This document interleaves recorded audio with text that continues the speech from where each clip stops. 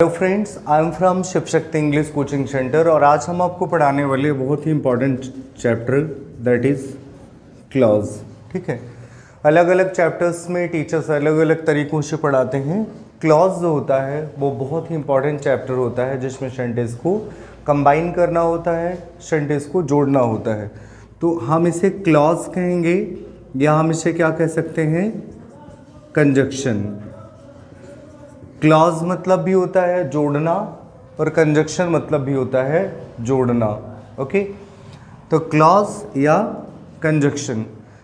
सबसे पहले हम किसी भी टॉपिक को जब पढ़ते हैं तो हमारा पहला काम है कि जिस तरीके से हम एक बुक प्रिपेयर करते हैं, टेंस प्रिपेयर करते हैं, तो पता होना चाहिए टेंस होते हैं, फिर इसके 3 पार्ट्स होते हैं, फिर 3 के 4 पार्ट्स होते हैं, तो चीज़ें क्लियर होती हैं। उसी तरीके से जैसे हम क्लॉज पढ़ें तो सबसे पहले तो हम क्लॉज डिटेल में पढ़ने ही वाले हैं। सबसे पहले हम इसको जान लें कि इनके डिवाइडेशन क्या होते हैं, कितने पार्ट्स में डिवाइड किए जाते हैं। तो सबसे पहले जो क्लॉज होते हैं उनके 3 पार्ट्स होते हैं। इट हैज़ 3 पार्ट्स, इनके 3 पार्ट्स होते हैं। ठीक है, तो हम यहाँ से लिखना प्रारंभ करेंगे। जो हमारा पहला होता है वो होता है मेन क्लॉज, जिसे हम कहेंगे मुख्य वाक्य। ये हमारा मेन क्लॉज। अगला फिर क्या करना है, जैसे मेन क्लॉज हो गया, मुख्य वाक्य हो गया। अब इसको मेन क्लॉज मान लो हमें पता है। अब हमारे टीचर्स ने ये कहा कि आप मुझे बताओ प्रिंसिपल क्लॉज। प्रिंसिपल क्लॉज, अब हमारा कन्फ्यूजन बढ़ जाता है कि ये अलग है और ये अलग है। तो जिस तरीके से हम साधारण वाक्यों को हम अफर्मेटिव कहते हैं, असर्टिव कहते हैं, डिक्लेरेटिव कहते हैं, उसी तरीके से इसे हम मेन क्लॉज कहते हैं या प्रिंसिपल क्लॉज। और एक और इसे हम कह सकते हैं जैसे हम कहते हैं इंडिपेंडेंट क्लॉज। इंडिपेंडेंट का मतलब क्या होता है?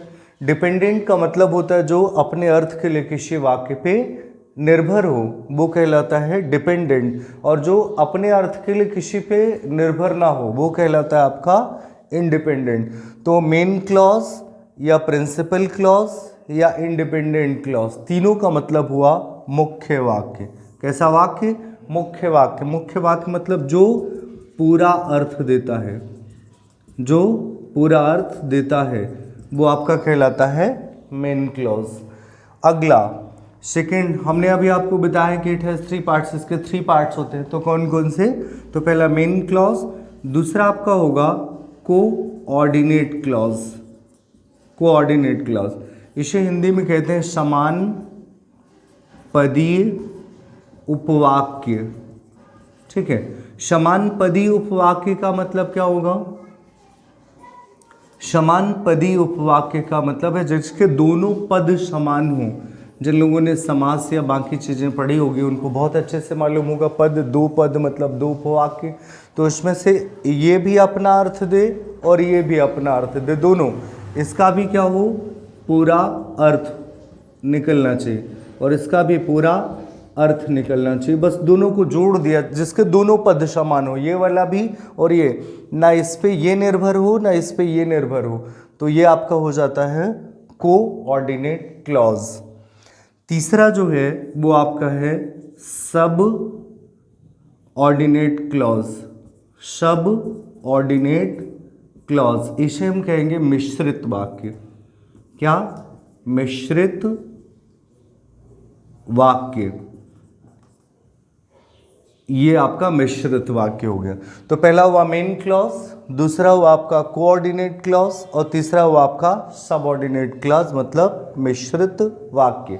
फ्रेंड्स, इसी तरह थोड़ा सा और देखते हैं। ये जो सेंटेंस के और भी प्रकार होते हैं, काइंड्स होते हैं, जैसे इंग्लिश में भी 5 होते हैं, पर कंपोजिशन के आधार पर 3 होते हैं। पहला कौन सा होता है जिसे हम क्या कहेंगे, सिंपल सेंटेंस कहते हैं, दूसरे को हम क्या कहते हैं, कंपाउंड कहते हैं, और तीसरे को कॉम्प्लेक्स कहते हैं। तो सिंपल का मतलब क्या हुआ, मेन क्लॉज वाले। कंपाउंड का मतलब हुआ कोऑर्डिनेट वाले जिसके दोनों पद समान होते हैं। और तीसरा कॉम्प्लेक्स सेंटेंस। कॉम्प्लेक्स सेंटेंस का मतलब इसमें 2 वाक्य होते हैं और एक अपने अर्थ के लिए दूसरे पे निर्भर होता है। तो सबसे पहले तो इंट्रोडक्शन हुआ कि हम आज क्या पढ़ने वाले हैं, क्लॉज। क्लॉज को हम क्या कहेंगे, उपवाक्य कहेंगे या वाक्यांश कहेंगे, उपवाक्य वाक्यांश।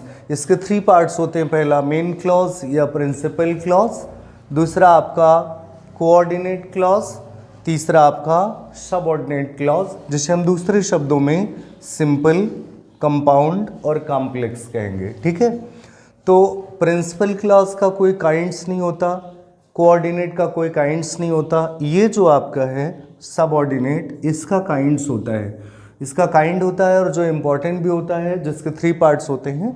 तो यहाँ पर इसे मिटा करके और इसके भी काइंड्स लिखने वाले, आप इसका स्क्रीनशॉट ले लें या आप इसे अच्छे से लिख लें रिपीट करके, वीडियो को रोक करके, कि हमारा क्लॉज जो है वो उपवाक्य है। 3 पार्ट्स होते हैं, पहले प्रिंसिपल क्लॉज, दूसरा आपका कोऑर्डिनेट क्लॉज और तीसरा आपका सबऑर्डिनेट। जैसे हम क्या कहेंगे, सिंपल, कंपाउंड और कॉम्प्लेक्स। तो सिंपल और कंपाउंड के कोई काइंड्स नहीं है, कॉम्प्लेक्स के हैं, मतलब सबऑर्डिनेट के काइंड्स हैं।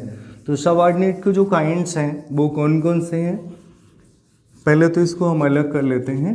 तो ये जो हमारा काइंड्स होगा यहाँ पर, वो कौन सा होगा, सबऑर्डिनेट का सब ऑर्डिनेट, हिंदी में हमने क्या लिखा था इसे, मिश्रित उपवाक्य। इसके भी 3 हैं, पहला वाला जो होगा वो नाउन क्लॉज होगा, जो बहुत ही इंपॉर्टेंट है फ्रेंड। दूसरा वाला जो होगा वो आपका है एडजेक्टिव क्लॉज, या हम इसको दूसरे शब्दों में क्या बोलते हैं, रिलेटिव क्लॉज। और जो लास्ट में है हमारा वो है आपका एडवर्ब क्लॉज, एडवर्ब क्लॉज। तो बिल्कुल आसान तरीके से मैं आपको बताने वाला हूँ, और जब आप क्लॉज पढ़ेंगे तो वो स्टेप बाय स्टेप यदि हम पढ़ेंगे तो इतना आसान है। बाकी हम कई बुक्स में देखते हैं और चीज़ें बिल्कुल क्लियर नहीं होती। तो यहाँ पे एक सेंटेंस ये होगा और यहाँ पे ये, तो पहला वाला जो होगा वो हमेशा क्या होगा, मेन क्लॉज होगा।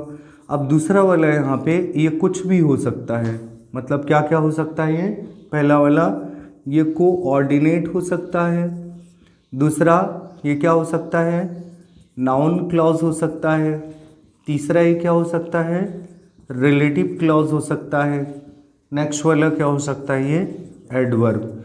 तो यहाँ पे लगे हुए कंजक्शन जो होते हैं, जिनसे शब्द जुड़ता है, उससे क्लियर होता है कि आगे वाला हमारा क्लॉज कौन सा होने वाला है। ठीक है, तो अगले हम वीडियोस में क्या करेंगे, एक एक करके हम आपको नाउन क्लॉज, रिलेटिव क्लॉज और एडजेक्टिव क्लॉज के वीडियोस प्रोवाइड करेंगे, और आपको बहुत सारे एग्जाम्पल दे करके और एग्ज़ाम में किस तरीके से आते हैं, डू या डायरेक्टेड करके चीज़ों को एक्सप्लेन करेंगे। तो फ्रेंड ये वीडियो आप भी देखें, अपने फ्रेंड को शेयर करेंगे और सब्सक्राइब करें, चीज़ों को समझने की कोशिश करें। नहीं क्लियर हो रहा है तो कमेंट बॉक्स में कमेंट ज़रूर करें। Thank you.